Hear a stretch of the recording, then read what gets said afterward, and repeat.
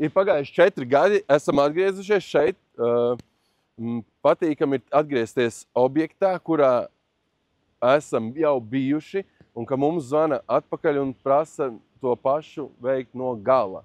Bet, ir viens bet, iesim iekšā, apskīsimies, kādēļ tik ātri iespējams mēs esam atgriezušies šeit, to varēja visu varbūt paildzināt pa 2-3 gadiem.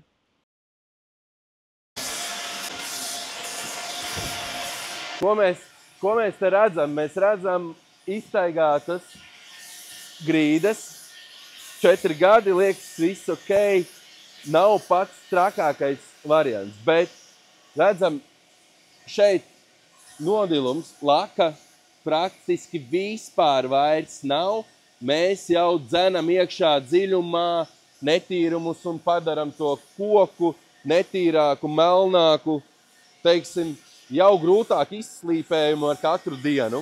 Kas var palīdzēt šajā sakarā? Varam kopt grīdas pēc lakotām virsmām ar speciālu līdzekli, ik pa laikam uzmazgājot, uzlabot, radot efektu, plēvi paredzētu lakai.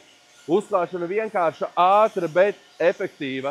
Varam paildzināt 2-3 gadus iespējams pareizi kopjot šīs grīdas.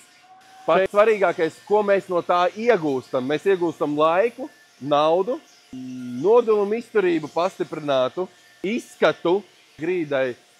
Kopt ir daudz vieglāk tam, kas to grīdu kops nākotnē, jo mēs radam visu laiku paralēli aizsardzības plāni. Tātad mazgāšana arī būs daudz vienkāršāka un vieglāka. 2 gadi, tātad mēs varam vinēt laiku, naudu, enerģiju, tas kopā dod lielu plusu, manuprāt, jebkurā iestādē, birojā vai mājās.